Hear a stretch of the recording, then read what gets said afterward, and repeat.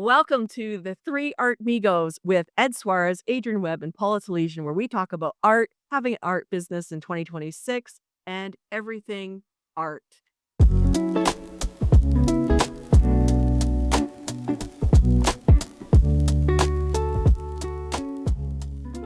Today, we're going to talk about blue poles, and specifically, because we've mentioned it in several episodes, specifically the reproduction of blue poles that Ed and Adi are doing right now for a client, and the one they did originally 10 years ago. I've been talking with quite a few people around me who are curious about your process, what you were thinking about when you decided to do a replica of blue poles originally, and how you feel about the one you're doing now. So let's talk about why you did the first painting 10 years ago. Okay, so let's put a bit of context into this, because it's quite difficult to describe a painting, isn't it, when you're actually listening to something? How do you describe something when you don't have any visual medium? So It's amazing. If only you could see it. look, we've put it on the screen right now. Wow, can you see them? Amazing. Oh, I wish you could also, right. So 10 years ago, we got asked by a client to do a version of a very, very famous and iconic work by Jackson Pollock called Blue Poles. At the time, much of the influence about what we were doing, certainly in the early days, came from Jackson Pollock. I'd never even heard of the guy. He's an abstract expressionist painter from the 1940s, 50s. Lots of history around him. If you've never checked him out, do go check him out on Google. But specifically, there are lots of iconic paintings of his, but one of them, which is perhaps the greatest strip painting of his entire output, was called Blue Poles, which got bought by the National Gallery of Australia in 1973 from a New York art dealer called Ben Heller, and has been there ever since. So for 53 odd years, the Australian government have owned this iconic work, and very occasionally it makes trips out overseas for exhibitions, etc., etc. So back in 2015, we had a client get in touch, and he actually has 30 of Pollock's originals. So we're talking a well-heeled individual here. A lot of money. He's had, I think he had some of his original drawings, some drip works, but also some of the earlier works. Pollock was very inspired by Aztec and Indian cultures up to a certain point. He studied under one or two people, Orozco, or I'm not quite sure how you pronounce that. Anyway, it all leads up to a point at which where he was sober in his life, and he created one of the last iconic drip works of his before he fell off the wagon again, and ultimately he died in a car crash in, I think, 55 or 56. Blue Poles, 16 feet long, 6.5 feet tall, utterly unbelievable painting.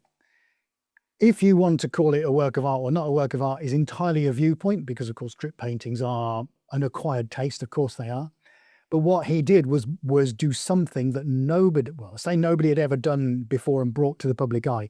Yes, people had done drip paintings before, and there was a Polish, I think it's Polish or Romanian lady that was doing it 10 or 15 years before him. But he got widely recognized for being the pioneer of this genre. Roll forward 2015. Hi Ed, this is me. I own lots of his originals. I would like to get a version of Blue Poles made. I've seen your work online. Is that something you can do? I look at him, he looks at me, and we're like, yep, sure, no problem, without even thinking twice about it. Oh my God, can you do that? Anyway, it transpires, yes, you can, with an awful lot of work. So we spent a year on the project from start to finish, even to the point of recreating some of the original paints that Pollock would have used. Now, he used automotive paints, some household paints in his work, but particularly one of note is a silver paint made by DuPont, same people who I think either invented or discovered Teflon. I'm pretty sure it was a DuPont company. Was it Teflon? Yeah. So they had an automotive paint, a silver one in particular, which we had recreated. So we found the formula. So we tried to keep this as authentic as we possibly could to recreate Blue Poles. So we did, like we always do for a commission, 2 versions of it. We've got that on the website under the projects tab. So if you want to go and have a look at swarezart.com, click on projects and you'll see the Blue Poles project. But what that taught us 10 years ago was just how complicated it is to pick apart something that looks entirely random. Now, academics over the years have pulled apart Jackson Pollock's works, realized that actually it isn't random after all, and he's had a series of processes that he's stuck to in his brain to dictate where his hands go and where the paint goes. Yeah, sure, a lot of it is randomized, but actually randomized in an ordered fashion, if that makes sense.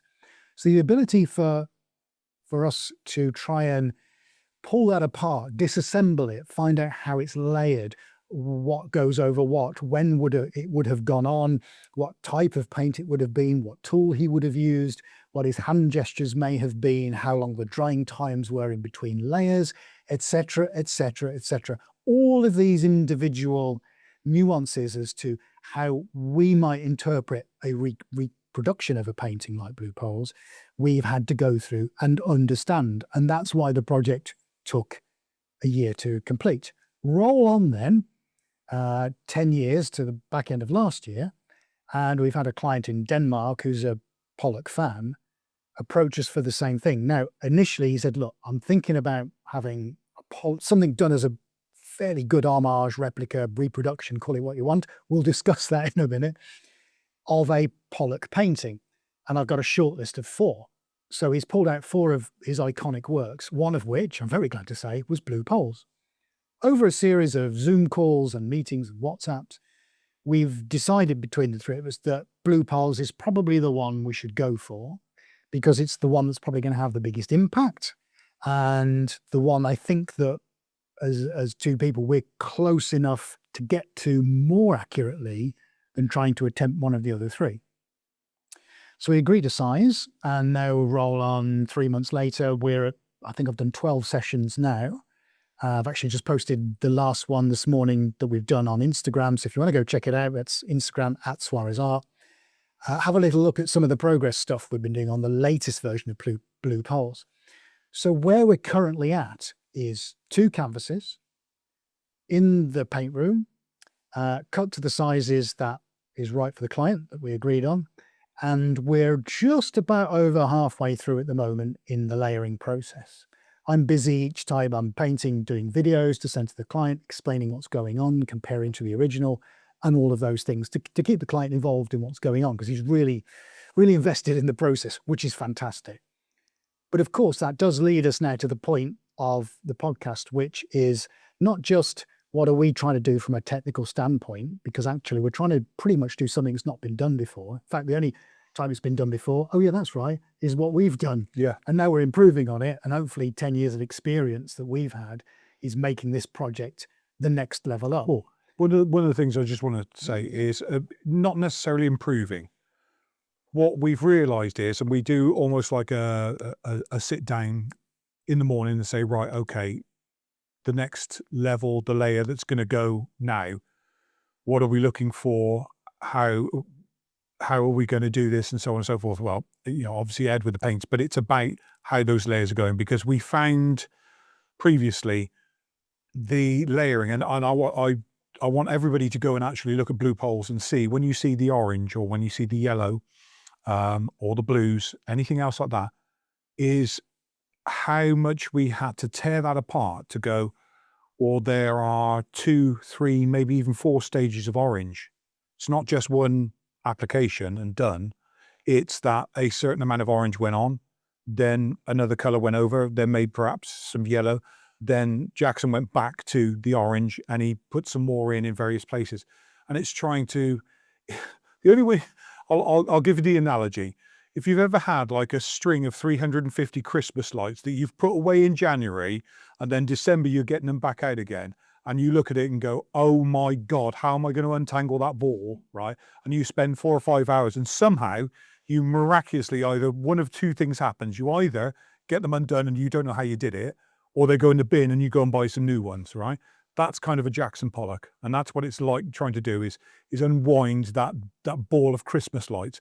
And this time around, we've looked at it again and gone, yeah, there are certain things that we could do in a better way for the layering and so on and so forth, which is great. It's almost like, we've had sort of 10 years of maturity to now look into this to see how much more we can, get into this and get it even closer. And at some point, I think I'll probably get Ed to tell the story about when we went to actually go and see the real deal in London. Yeah, that was something else. But and I will come on to that in just a sec. But at all of these points, and particularly as you're listening to this, the three of us were talking about at what point in this, and this is a great example, does something become a copy? At what point does it become an homage? At what point is it a replica? At what point does it stand on its own as its own unique work of art? At what point is it purely inspired by, or at what point is it plagiarism? And it's a really interesting debate, isn't it, Paula, that, you know, so many great works of art are definitely inspired by other people's, and let's face it, we take inspiration from the world that we live in at all points in time for whatever we're doing. Of course we do. We rub off on the environment that we settle in. But, you know, is every portrait that's ever been done since the first portrait just exactly the same, but just somebody else's head? I mean, I don't know. It's a great debate to have, isn't it? But yeah, so I mean, you've obviously got an opinion on that. So where do you sit on that whole, is it copy? Is it art? Is it reimagined? Because I was just saying, just to give you context to Paula, I don't know if anyone listening knows about cars, but there's such a lot going on in the classic car world at the moment about people taking original cars and restoring them, but with modern conveniences like anti-lock brakes and airbags. And they're called resto mods. And these things are a fortune, but at what point are they the original car? And at what point do they become something altogether completely different? So I think that's quite an interesting debate to have. It's an easy answer with the car as a reinterpretation becomes its own thing, right? And so the question, I think, when it comes to blue poles is your reproduction of it is it art? Is it a reinterpretation? Or is it a copy? But obviously you can't perfectly copy something that Pollock made because he was throwing paint at things and other things at his canvases to create, right? So there's a lot of randomness in that you can do your best to mimic, but there will always be more of a controlled hand and a sober hand at creating this work. I sort of wonder what the client is thinking, and I don't know this client, and no shade to anybody, but why they would go for an artist-made reproduction versus a giant textured print, which is what a lot of people do when they get the old masters paintings and whatever, they buy these textured prints, and so they, you know, have something that's a little bit closer. I personally, as a painter, love original art. Like, I would always go with an original painting made by somebody over a print whenever the budget allows. So maybe that's the answer to the question. Your client wants a painting, not a print in their space. Is it art? Is it art when you reproduce something to the best of your abilities? Because the definition of art is a really tough one. I'm watching this series on TikTok right now. I forget what she called it. I think it's Modern Art for Haters.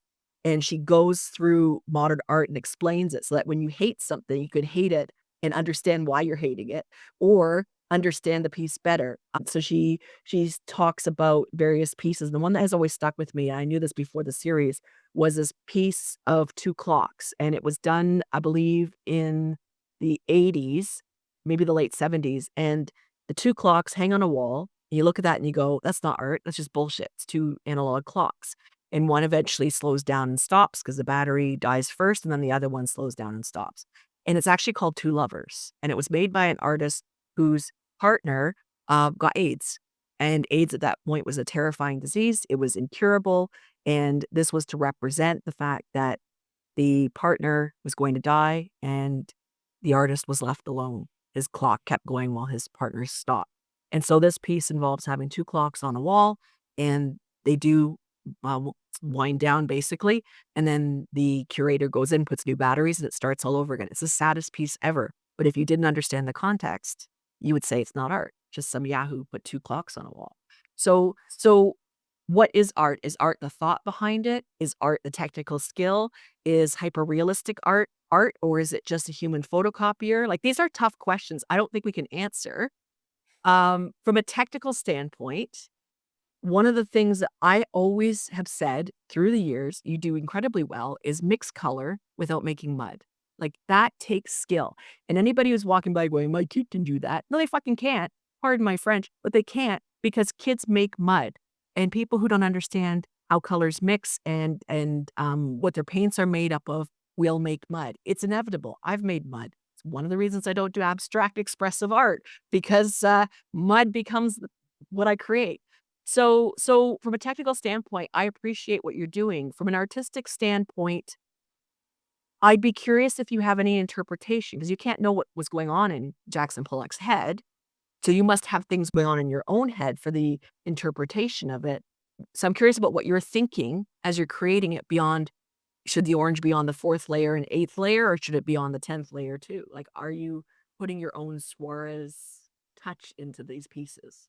Well, before you answer, one of the things you were saying about why would the client want a reproduction? Well, firstly, I've spent hours and hours and hours looking for somebody who has a high enough resolution of Jackson Pollock's blue poles. And no matter where I go, no matter where I look, there are 10 different shades of yellow, 10 different shades of orange. Resolution is awful. We've tried to get the highest resolution and actually get a print done, and it still looks, it's one of those things. And again, people who want to go and have a look at this and see what I mean, go and have a look online, go and have a look in books, if you can see them in libraries, various places like that, because we have books as well. Not a single one of them, they're very good quality at all. Whether or not this is something to do with, you're not allowed to photograph it, and we'll get back to that as well. You're not allowed to photograph this in any way, shape or form. So I doubt that anybody has made a high res of this in a long, long time. But the second thing as well is, and we were talking this morning whilst we were looking at progress and how it's doing, the texture is so far beyond anything else. You imagine rubbing your hand over a piece of A4 paper, smooth, straight, flat. You could have anything down there. You could have the Mona Lisa, you could have blue poles, you could have anything down there, and you wouldn't know what it is if you had your eyes shut. If you were to run your hands over blue poles, you would know what you're running your hands over. If you run your hands over what we're recreating, you would know that it's something pretty spectacular, because that texture you cannot reproduce in any print. So no matter what, if you are the greatest lover of Jackson Pollock and everything and anything about it, you're only ever going to get a flat print of it, because they are such an enormous amount of money that they're beyond the realms of any of us, mere mortals. This is for the uber. So a recreation of that is to get as close as possible. But of course, then it's by an artist who's putting their flair into it. So I think that's part of it for me, is to say that, that's what it is. You can't get anything from a print. It's certainly too low resolution, and it's almost soulless, for want of a better word. Whereas when something's being recreated in the like of, it has a soul. And you're absolutely right. And I think that leads us neatly into the question you were asking about what goes through my head as I'm doing each session. And just to build on what Adi was saying, I think, because I've spoken most to the client, he wants to own an original, something that is alive and something that nobody else has got. So you can buy a picture of a Lamborghini and put it on your wall at work, but it's not a Lamborghini sat on your driveway, and there's a big difference between the two.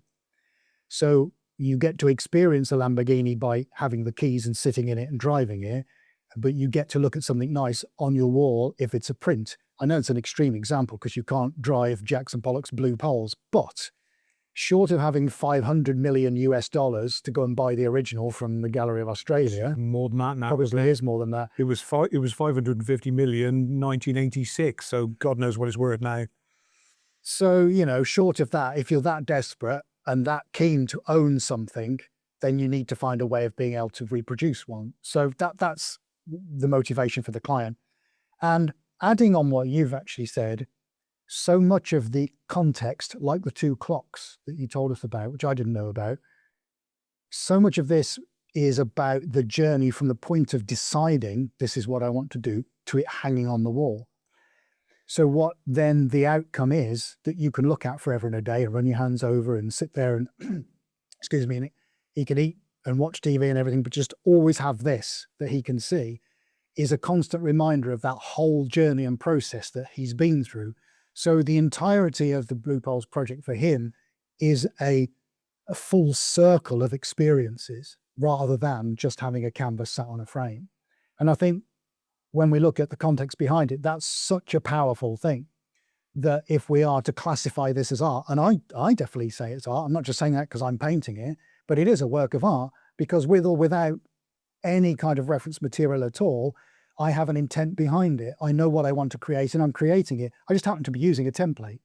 So what? A portrait's a template, neck, shoulders, head, eyebrows, nose. How I interpret that is entirely down to me. So yes, does it stand as a work of art? Damn bloody right it does, all day long. And I'll argue that with anyone with a PhD or not against their name. So establishing that and why the client actually wants it, which is so noble and so brilliant, and I commend him for doing that, is to Johnny foreigners as far as he's concerned, who he's got no idea if he's going to pay his money to, if he's ever going to see anything, is now having the time of his life. So every 3 or 4 days he's getting an update and videos, and he's just, I can't believe what's going on. This is the best thing ever. Fantastic. This is all about his experience. Yeah. Experience. So funny that we mentioned that in the last podcast. Make sure you go and listen to that, because we talk a lot about customer experiences in a non-corporate way. So going in there each time after discussing what needs to be done and disassembling things and making sure I've got my processes right, so that goes down the technical expertise thing. At what point do I come out in the painting, and at what point does it stop being a technical exercise? Well, I don't think it ever is a technical exercise, to answer your question, because how I apply paint and how I flick my wrist and the tool I'm using and how the nuances of where my muscles move and tendons tense and where I stop throwing something and put it back in the tin, or how I would historically, through practice and as AD says, maturity, understand volumes of paint to use, all of those nuances become uniquely my own. So irrespective of whether I have to get a certain amount of silver in this part of the painting, which I'll want to do, the way it goes on, the volume it goes on in, the time it's going to be drying for, how it's flicked, how it's spooned, how it's just expressed, I almost do now without thought. And I think it's at that point that my automatic reactions, my automatic body movements, that muscle memory of how paint should go onto canvas when I'm doing this thing is so automatic, I don't even think about it anymore. And this, I think, marks out the difference between the Blue Poles of 2026 and the Blue Poles of 2025. And we were even having that conversation an hour before we started recording about talking about the differences now in what we can see at this stage to what we would see 10 years ago. You mean 2015? Yeah, is that what you meant? 2026 and 2015? What did I say? 2025. Sorry, 2015. I was going to say, I don't remember doing one last year, but no, I didn't. didn't. Let me know if we did. I think you would have noticed I'd have been asleep for that one. Yeah, no, it is. That's 10 years ago, the 10-year difference. You're right. So there is a, we can, you might not see it, but we can see the difference in it. And I think that is purely down to the amount of time that's gone between the two variations. So even more so now, does it stand on its own merit? Yeah, damn right it does. And then some. And I can even feel this now about what another level or 2 or 3 levels up from the one previous. And the one previously was good. And we're going to tell that story now, by the way. It's just elevated. And I think that's a combination of many different things. But it absolutely, my head is twofold. It's focused on, yes, it has to be technically right, and the right volumes have to be in the right places, and I know where my layering is. But once that's fixed in my head, I'm gone. I don't have to think about it. And that's the difference between this time around and 2015, 10 years ago. Because of my God, I've got to do this right, it still stood on its own, but it was so much more a technical exercise on, I must get this right. Whereas this time around, I don't have to think about that. And it's nice to have from the client a little bit of freedom, a bit of artistic license, because he said, don't put too much silver in. Well, the real Blue Poles has got a ton of silver in it. Yeah. But so I'm doing one variation that's accurate with the volume of silver, and then I've pulled it back 20, 30% on the other one. So he's going to get a choice when he comes here to see it. So that's great as well. So even more so, I can be a little bit more expressive and a little bit more, whatever.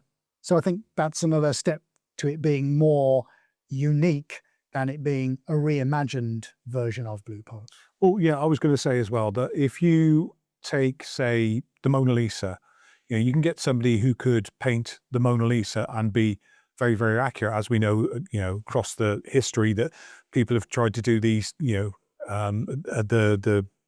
ones to duplicate it and then go and steal the real one, and so on and so forth. And we know also that people do have sort of almost perfect copies done, don't they, to have as like an insurance, a little bit like if you've got a Rolex watch.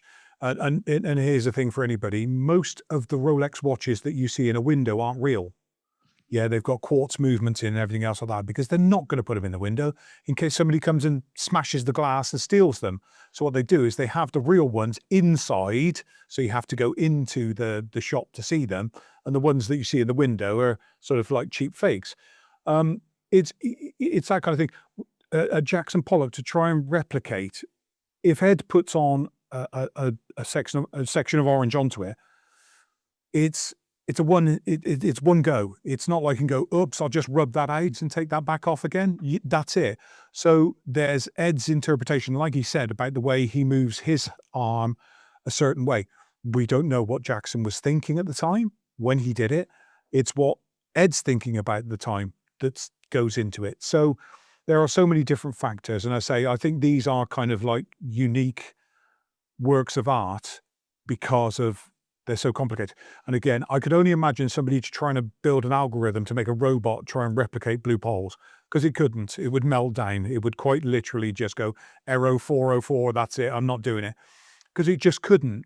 But in theory, you could paint a Mona Lisa with a robot. You could theoretically take that photograph and make that pretty precise. But you couldn't with the Jackson Pollock. There's just too many variables in it. Too difficult. And I say 10 years worth of us looking at it and looking back upon it, there are certain places where we said, we wanted to try and improve a little bit. And that's what we're doing now in 2026. So I'll tell the story now of us actually seeing it. So the real deal. Fortunately for us, we'd started this in late 2015, the concept starting around about October. And then early 2016, lo and behold, we found out that Blue Poles was coming to the Royal Academy in London. So it was part of a worldwide tour of the abstract expressionists from the 40s and 50s. And you've got other great names in there like Cy Twombly, Barnett Newman, Kandinsky was in there. My goodness me, it was a roll call of the greats. Smorgasbord. It was. And the jewel in the crown was Blue Poles. And I think this is the first time it's left off Australia since 1973. And it was in London. Wow. So we made the pilgrimage and we went down there. And this is shortly after we'd finished the Blue Poles project. So anyway, we got this. Yeah, and actually it might have been late 2016. Yeah, because we were on it for a year. Yeah, it might be end of 2016. Sorry, my timeline's a bit mixed up. But anyway, we'd got the poles finished. Yeah, it was. It was late 2016. Yes, Christmas, because there was Christmas decorations by Harrods and everything. We'd had a day out in London to go and see. It was only because as soon as we heard, we were like, yeah, we're getting up there or getting down there. We're going to go and see it, because it was exciting after what we'd done to be in front of the real thing. And go on. So prior to that, I'd got photos. We'd taken all the nice, sexy photos of it in its frame and all that kind of stuff and all the close-ups. And it was on the iPad that I had at the time. I got my iPad with me. We were quite curious to know that when we got there and were stood in front of Blue Poles, how accurate this would be. So we kind of had the conversation the day before. We've got to know. So we'll take some photos with us and we can compare. It was the colours as well. Colours and how close did we actually come? As Adi said, it doesn't matter how many versions of this you see online, all the colours are always different. They're reproduced differently. Everyone's got different cameras, different monitor settings. Impossible. However, you can't ignore the real thing. That's the colour of how it should be. So this is coming to the part about that, I don't think anybody's photographed it for quite a considerable amount of time. So one of the things was we were scrolling through the pad, and I've obviously taken a photograph in the studio at the time in Stroud with Ed stood in front of our, interpretation of Blue Poles. So I said to Ed, hey, pop yourself over in front of it and I'll try and take a photograph as close as possible to what we took in the studio, with you in front of Blue Poles. continue. No, you continue. So you go on. as I'm about to do this, over pops a girl and says, "I'm sorry, but you're not allowed to take photographs of blue poles." I said, "All right." And she said, "You're going to have to delete everything that you've already taken." I said, "I haven't taken a photograph yet." She said, "Yes, I can see it on your iPad there, the photographs that you've taken." Right, continue. At which point we said, no, that's not the real blue poles. That's one we've done. And for what seemed like an eternity and the ability to hear a pin drop, this girl, one of the ushers, just stood there and didn't know what to say. And She didn't believe us. She didn't believe. She was like, "No, what do you mean? This is what? Whose?" We said, "Well, this is Ed. He's the artist. We did this. It's, it was a year-long process to do this, to basically recreate blue poles and this photographer." And we showed her right the way through, the photographs we had on the pad, and she kind of then realised that obviously it's a slightly smaller version, yeah, slightly it was. deeper. We sized it to what the client needed Yeah. for his home, Yeah. because he couldn't fit 16-foot long one. That's it. So it wasn't the same dimension. So she started, it dawned upon her that this wasn't it. And then we had one that it went into a silver frame as well, because obviously, like we said, back then we did 2 versions and one of them ended up in a silver frame, which is what was requested. So when she saw the silver frame, she's like, "Well, that's not," and she started to begin to realize that this was actually something we'd done. And one of the things I forgot to mention as well, when we stepped into the room where blue poles was, and I purposely didn't look at it side on. I kind of walked in and then turned around to look at it face on. And the hairs on the back of my neck stood up. I'll get all goose pimply now, because that first time of seeing the real thing, and for a year doing this, and then it was mind blowing to me how close we had actually got. So I say it was a real momentous thing for me. I say that all the hairs stood up on the back of my neck, and I just like, wow, how close we did get. And then, anyway, back to the girl who then realised. She said, "Wow, I can't believe what you've done. That is unbelievable. It's incredible. It's incredible." And she was talking about that she loved arts and everything else like that. And you were talking to her for a little bit, weren't you? Yeah, she just started doing jewelry, I believe, and she was doing small pieces of jewelry, and we had a lovely chat. And we talked about jade stones and this kind of stuff. And then a few of the other ushers came over, and she said, "Have you seen this? Have you seen this?" So suddenly we got a crowd of people around us who couldn't believe we've done a version of blue poles, and it looked, for all intents and purposes, exactly the same as what we were looking at, the real one. And in fact, what hit me the most of all was the colour and how close we'd got the colours. The orange was absolutely spot on. And what you don't realise from the photos you see online is actually how orange this thing is.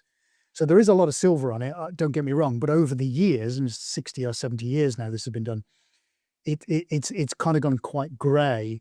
And they were very sympathetic in the way that the Royal Academy had lit this with whatever kind of bulbs they'd used in their overhead spots. But it really pulled the orange out, and it just swamped it, and it was mind-blowing. And when you look on the iPad, and I stood in front of it, after the usher said, "Yeah, do you want, guys, take as many photos as you want." That was the That's key. exactly what she At said. that point, she said, "Yeah, take as many photos as you want." "Don't you worry, you're all right. You carry on, knock yourselves out." We were like, "Whoa, no one else is allowed to take anything, but hey, those 2 guys can, because they're awesome." Yeah, that kind of thing. So we started snapping away. We got loads of photos on it. And what I can't believe is just how close we got in color reproduction, and which shouldn't have been that possible, considering that every kind of photo and every piece of reference material we'd seen online has got different kinds of blues and different kind of oranges in it. So having seen that in the flesh for real all those years ago puts us in great stead for what we're doing now, which is only the second time we've reimagined it. I won't say reproduced. So all of that combined experience now is going into this version for this client, is going to elevate that even more so as a standalone work of art, being something so intense, so dramatic, so exquisitely crafted, and yet so in homage to the original, and taking all of those key elements that it is instantly recognizable as a version of Pollock's Blue Poles. When you put all of that together, all of that journey, all of that experience, and all of that we've had to go through as two human beings, you get to this pinnacle point of completing this work of art. And I say right now, without even thinking, when all this is over, I'm no longer able to paint, I'm dead and buried, wherever the end comes, I don't think there's a higher point in our careers, certainly for me as a human being, than that pinnacle of recreating poles, whether it's this one, whether it's both of them 10 years apart. When I consider what lies behind it and how far that journey's taken us, I'm not sure there is a higher pinnacle, not for me personally anyway, of doing that. And specifically because we both saw the original, and for him to go, oh, he's just lost for words when he saw it and could not get his oh my God and his wows out quick enough. And I remember you've told the hairs on the back of the story to everybody, and it's true. He just froze in time. I took one look at it coming around the corner, and I did see it from the angle. And the second I saw it inside, I'm fist pump in the air, thinking I nailed this, absolutely nailed it. So we both have different experiences of seeing the original, but because of that, it's shaped everything else in the meantime. And I don't think for me there is a better, higher pinnacle at the moment in our art careers than that. And that's us talking about it. I mean, at the end of it all, we said that we probably, and it's not to be big-headed in any way, shape or form, it's just that we probably understand how Jackson painted that pretty much more than anybody else.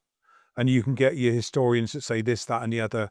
But the facts that we understood the layering process, it's so, you sit there and you study something that's maybe, I don't know, a foot square of blue poles, and what you see on how many layers over, under, here, there, and everywhere that you have to try and understand.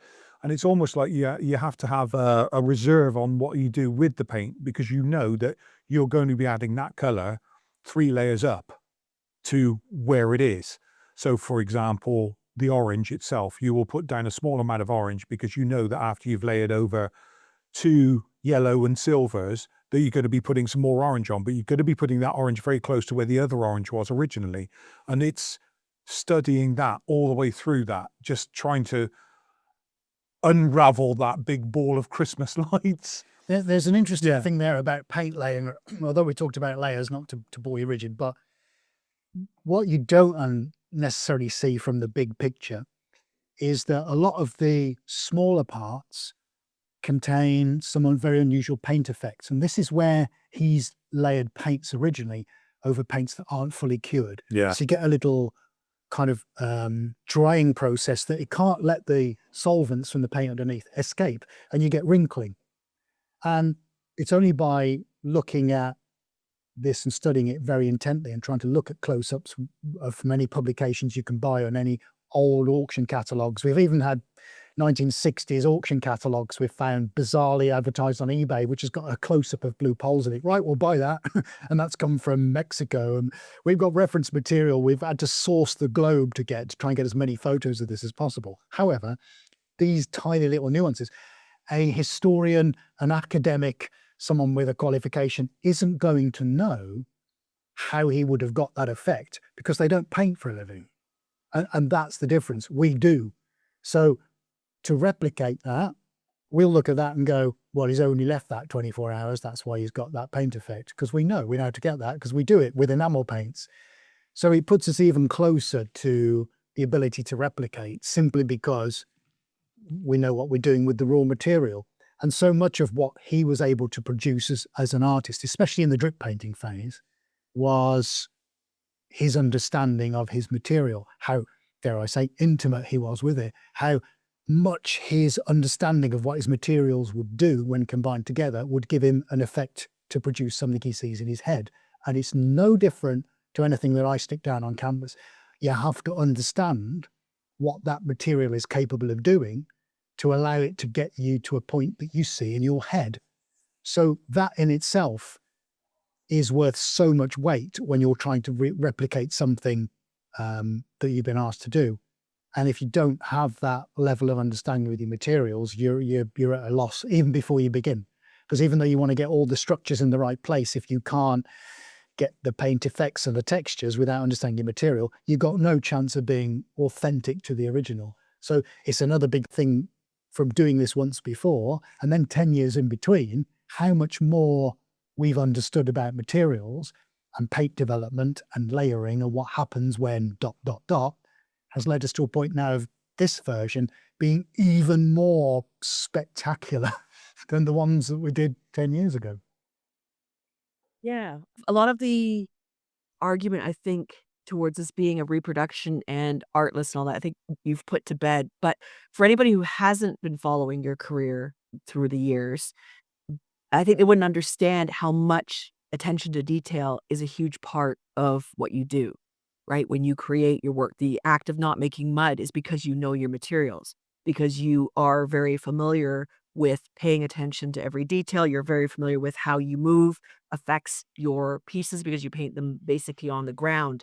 So I can accept, as somebody who's followed your career for a very long time, everything that you've said about how this is actually art. This is an interpretation. It's not just a reproduction, that it is almost like a collaboration with you and Pollock. Your piece takes what he's done and maybe take it a bit of a step further.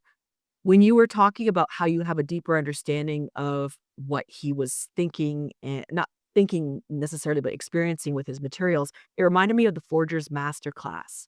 There was a series years ago about a guy who was forging paintings in the UK. It actually called into question a lot of the pieces that were sold for a lot of money and deemed to be originals. Turned out they were not, that he has bought old canvases, threw the contents of his vacuum bag on them to dirty them up and everything else. But he reproduced these pieces. And so part of his public rehabilitation, I think you would call it, is this eight episode series that he did, where he was taking art students and making them reproduce famous paintings, like the Monets, like the landscapes, like the post-impressionists and all that. And the thing that stuck with me, even though I've only seen this series maybe once or twice, and it was years ago, was how suddenly trying to reproduce an old master's work changed the students' views on the quality of that work, the intentions behind the original artist, even changed and affected how they produce their own artwork afterwards. That was a huge, huge impact. I think that anybody who studies art history should see reproducing work and should be interpreting it. But from somebody who's been following you for a long time, I can also say that the blue poles seems to be among those pivotal pieces where you very visibly leveled up your skills technically. And you can't get to a point with your art, be able to express what you're thinking and what you want to express if you don't have those technical skills. It's really important that, and so resting on your, or relying on your attention to detail and your knowledge of your pigments and your paints and your close relationships with your paint suppliers and your canvas suppliers and everything else pulls everything together. The blue poles leveled you up, leveled up your confidence, that experience at the gallery, seeing it in person, leveled up your confidence tremendously. And that then changed your art from 2016 onward. And every time you did something that challenged you, that worked out, especially if it worked out, but even if it didn't, it leveled you up in a big way and turned you into a master of your craft.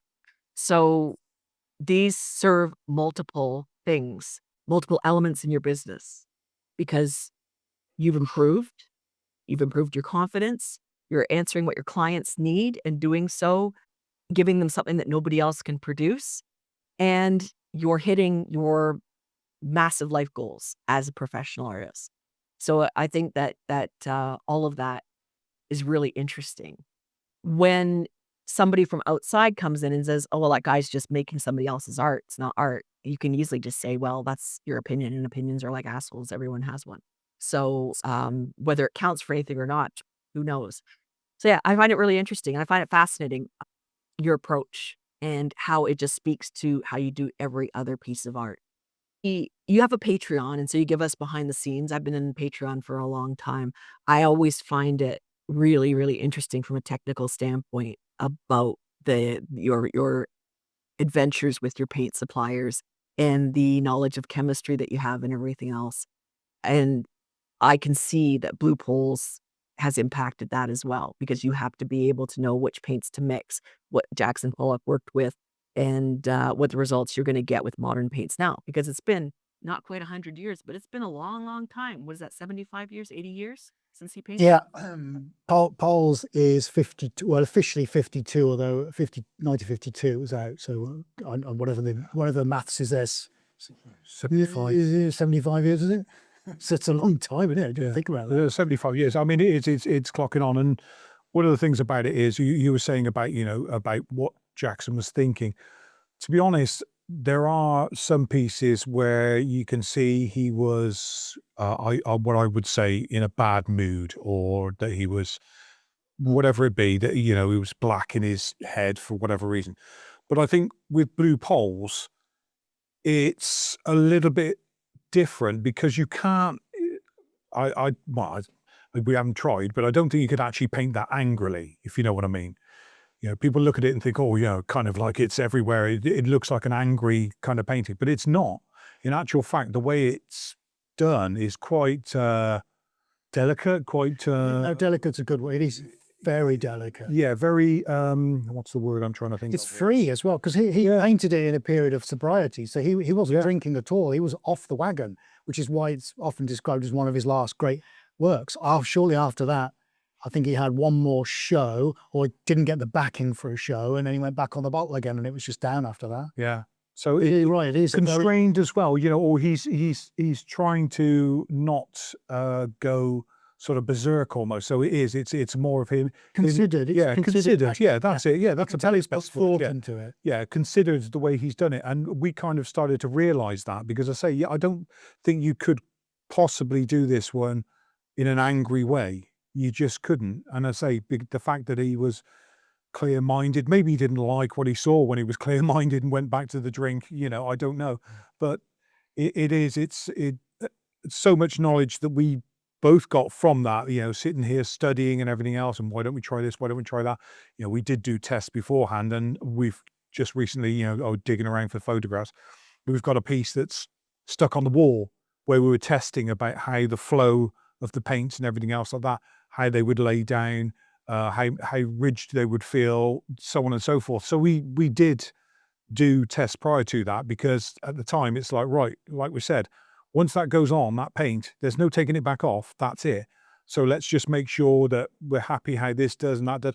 It was with the canvas that we were going to use to see how it laid on the canvas, because it's different to other canvases we've used over the years. So we kind of went back to looking for that for the 2026 one, getting the weave that went with that, because again, slightly different to others that we're using, all that kind of stuff. And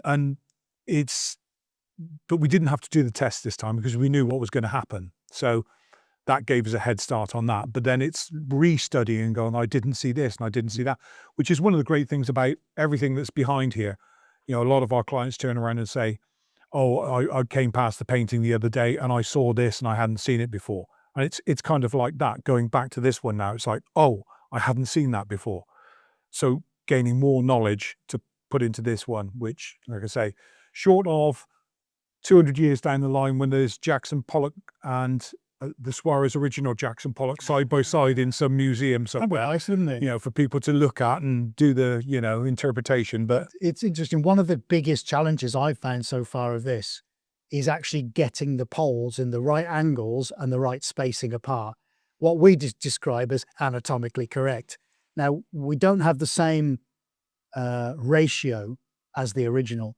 So the original will be, I think it's actually 18 feet long by 6.5. If you work that ratio out, it's not the same as 275 by 150, which is what we're doing this year. So we've had to squeeze it, and so it's shorter for the height that it is, if that makes sense. So consequently, we have to accurately work out where those proportions lie between each of the poles. So if you've never seen blue poles before and you're listening to this without even knowing what the painting is, then it's a series of 9 upright, for essentials, blue, look like washing lines all stacked against each other, but with space in between. That's essentially what it is. But they're all uniquely different. They all sit at different angles, and they're all spaced between each other in relationship to each other and to the edges and to the tops and the bottoms. And they're the anchor points for the entire piece. And if those aren't right from the start, everything else is compromised. So us working out, we have got a way of doing it, which we're not going to reveal just yet, or if at all. But we've developed an ingenious system to mapping out where the poles should be. Now, as we record this, all the poles have been covered up. And if you go onto Instagram or Facebook or TikTok or any of the socials, then today on the 26th of March 2026, there is a post with 8 or 9 photos about the last couple of sessions. And if you look back into the feeds on the socials, a couple of posts ago, you'll see that the poles were quite visible. But now, after session 12, you can't see the poles.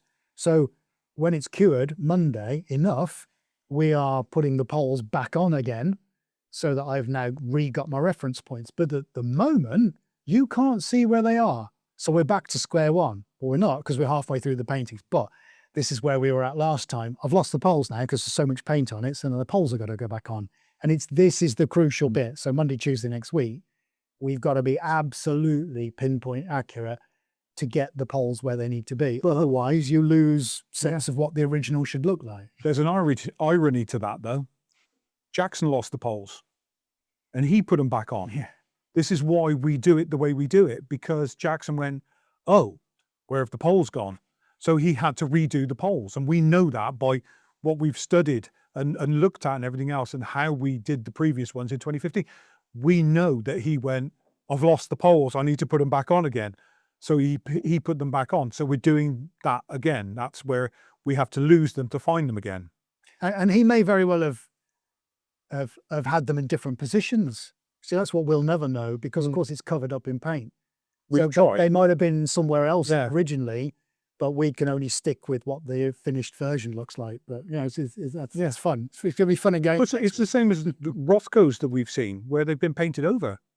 You know, obviously somewhere along the lines wasn't happy with it and painted over. Went over him several times. Yeah, crazy. Yeah. It'd be interesting if they ever X-ray or do any kind of imaging of blue poles to see what else might be underneath that he's covered up. So as you were talking, I was taking a look at the original blue poles, and I popped over to the Instagram just to sort of refresh my memory. And it's a very spiderwebby, delicate painting. Like, of course you can't do it in wonder. And of course you have to do it with precision and care and a complete in-depth understanding of your materials. Like that, it absolutely makes sense. It also makes sense why nobody has reproduced it, because anybody would look at that and go, no. Anybody else would look at that and go, no. Because I think that he had an easier time painting it than you would have to reproduce it. Oh, yeah. We like a challenge. Yeah, we like a challenge. And that's a challenge, Just, The difficulty is when a client dumps a check in front of you and says, can you paint it now? And we go, okay. Well, I think part of it was where he wanted to take some of his originals, his Jackson Pollock originals to, I'm not going to say where because it doesn't matter, but he wanted to take them overseas, and he was told by insurance companies, no, you can't take them overseas because they're worth too much money, so therefore you won't be insured in any way, shape or form. So that's, I think, when he came to us and said, look, can you, I want it for a certain place. And we said, yeah, we'll do that. And that's when the study of it started. And it was, Ed got was it London you picked the book up? Where did you get the first book? The first one. It might have been, look, I think I got it an was. obscure bookshop in the middle of Shoreditch. Yeah. And it was 150 quid. Yeah. And this book was destroyed. Hardback, yeah. Yeah, but it had the most amazing printed, it was foiled platelets, call them, where you open these out on black pages, and they got these removable, large-scale printed plates of all of his works, his iconic works. And in there was this massive one of blue poles. Right, I'm having that. And it started from there and just sat there and studied. And it's now covered in paint, isn't it? Yeah, I'm still using it. Covered in paint. That's in the pictures on the Instagram post. Actually, you can see some of the reference material. Yeah. And there are 3 books on the floor. Loads of poles, and then we've got loads of pictures. And I've got a giant board on the wall with it blown up as well. Blown up in the ratios, actually. That's the important thing.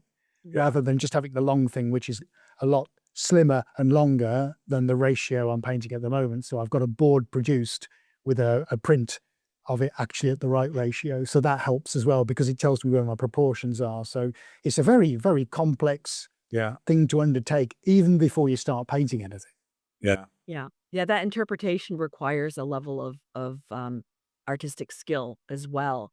And it's something that I've faced because when I have been preparing for my show, which has now moved to October in the UK, um, the framing sizes are different in Canada versus in England.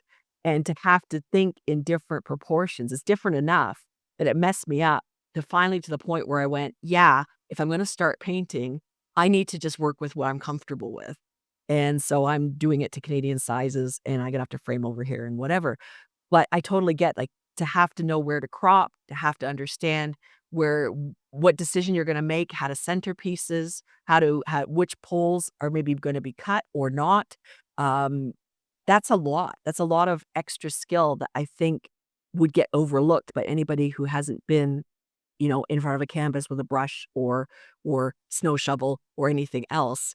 It's they miss the decisions that you make that could actually affect whether the piece passes or not as an accurate as possible, interpretation of blue holes. I think this, and I just wanted to roll it back to the 2 clocks. Part of what we did with that was part of the art that went into the first blue poles in 2015. It was about the journey to get to doing it. It was about the study. It was about how complicated it was, became part of the art itself, because it was something, that nobody else had tried, that nobody else wanted to try, that so many people had talked about how he did it this way, how he did it that way.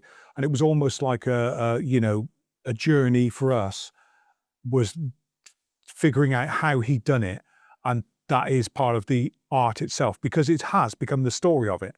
It's become the story of how that came to be. It was that a client was refused or not allowed to take him away, otherwise they wouldn't have been insured, and he couldn't do that. They were worth too much money, so he had to keep them in the country he was in, or had them in at the time. But he wanted them in another country, and the only way he could do that was coming to us and saying, look, can you do something? We said, yeah, let's see what we can do. And then our journey started producing that piece of art at that point. Going and getting the book, studying it some more, finding different books, finding what was online about it, reading what historians have said, this, that, and the other, and us eventually going, it's not right. That person's not right on how he did it. So that's the great thing as well. So it became part of the art, and it became the clock stopping and the second clock stopping. It was kind of, it's part of it all. Interestingly, the second one, so I was painting 2 variations. The first one went to the client that commissioned. The second one, we had a couple of, well, probably 3 or 4 years maybe. Yeah. I mean, it's quite a specialist thing, let's be honest. And it wasn't cheap. This is an expensive painting. The second one sold to a famous person that was in a band, I won't name him, who's since become a very influential philanthropist. I managed to get that out without my teeth falling out. And very, very wealthy man, lovely guy, phoned us direct, didn't have an agent reach out, just phoned us and go, I really like that, I want to buy it. We've had a lovely relationship with him over the years. He's bought several paintings since then. And he bought the second version. In my eyes, I preferred the second version myself. It was slightly more fluid, not as rigid. And when he eventually got it into one of his homes, his collection is mind-blowing. But I had a phone call. It was near either Christmas Eve or the day before Christmas Eve. And I just stepped out of a church fete at the time, another long story. And I got a phone call from him. And he said, I just wanted to tell you, and I got on the phone to you, didn't I? I told you as soon as I could. Well, it was only because, trust me, this is worth it. Yeah, it was delivered. The PA was dealing with everything. Because it was overseas and everything else on the maze. They were dealing with everything because they could speak the languages of the various places where it was going. So it was all dealt with that. Now we sent it, it was received, and we were like, right, okay, so we're like, waiting to hear something, and we didn't hear anything. So we thought, well, okay, everything's all right. It arrived there safely, so on and so forth. Quite a while. Yeah, it was, and we'd forgotten all about it. We're just like, oh well, that the clients got their artwork, it got there safely. We're happy that that's been done. And then out of the blue, you get the phone and call. It was quite a few months later, wasn't it? Yeah. Nearer Christmas, whatever it was. And he said, "Yeah, hi Ed. Just wanted to let you know, I got blue poles on the wall. It sits between my Degas and my Dali, and it outshines them both." That's pretty good. Never forget those words as long as I live. Yeah. Now I've seen a Dali in the Metropolitan Museum in New York. I think it was the Melting Clocks. Actually, I'd seen that for real, tiny little thing, quite extraordinary. And that's the only one I've ever seen. I certainly don't own one and never will, because I wouldn't have that kind of money. And Edgar Degas, I know his work, but I've never seen one in real life. And here's a client that us two humble little Joes who've done nothing in our lives except for this, he turns around and says it's essentially better than the pair of them. I think is one of the most extraordinary lines from a human being I'll ever hear. And if I ever have to call into question anything I do or imposter syndrome sets in, I'll just get Adi to remind me of that little quote, because that's not too bad, really, is it? And as true as I sit here, that's exactly what he said to me on the phone. It's quite nice. It's quite nice, yeah. I'll take Quite that. nice, that. I'll take that. Yeah. Awesome. So as we wrap up this episode, is there anything else that you want to talk about? Just keep your eyes peeled, stick to Instagram, follow us on at Swarez Art and any of the socials, head over to swarezart.com, look for the projects tab at the top of the page and go and have a look at the Blue Poles project. It's really quite a fascinating thing, even if you hate, loathe and detest abstract art, especially Jackson Pollock, simply from the fact that can it be done? Oh, hell yeah, it can be done. It's a really interesting journey. So what we spoke about, go and have a look with it and put the pictures into and match the words up, because it is a really good read. It's a good 10-minute read. Sit down with a coffee and go and have a read of that. It's really cool. Yeah, and all I'd say is for anybody who's listening to this and, maybe has seen somebody who's done a replica of some artwork, don't just say, oh, well, they've just copied it. Maybe read the story behind it, because you might be surprised about the reason why it came to be what it came to be. There might be a story there somewhere. So just, have a look in to the story of it and see if it's something that, you go, oh, right, now I understand. Yeah, and that's it. I think it is unfair to art and artists to just think that everything can be caught in a soundbite, that there's a lot more complexity involved, a lot more context that needs to be taken into account, and to dismiss something out of hand on a 30-second view is insulting to everybody. So yeah, this is a really good and much needed conversation on interpreting, on reimagining, on paying an homage to a great artist and from a great artist. Like, I think it's really important to have the whole context in place. And also placing this kind of work in your larger body of work, as I said earlier, because it does fit in very nicely in the technical skill, in the interpretation, in the awareness. As artists, it is really important for us to push ourselves, to push our skills, to go to that next level, to create work. If you stay in your comfort zone, you'll be comfortable, but you won't be really alive. So Blue Poles has pushed you out of your comfort zone now twice. And the second time, I think, was ultimately even more satisfying as you're building it. So as we finish up this episode, we want to thank our listeners for listening. We're watching our stats and watching them grow, so we really appreciate your time and attention. You can find out more about Swarez Modern Art in the show notes, because I'll put that in the description, links to the Instagram, to his website, to Blue Poles directly, as well as you can find us on Spotify, YouTube, Apple, Amazon, and your favorite podcast app. Stay tuned. New episodes come out every Saturday, and we will see you in the next episode.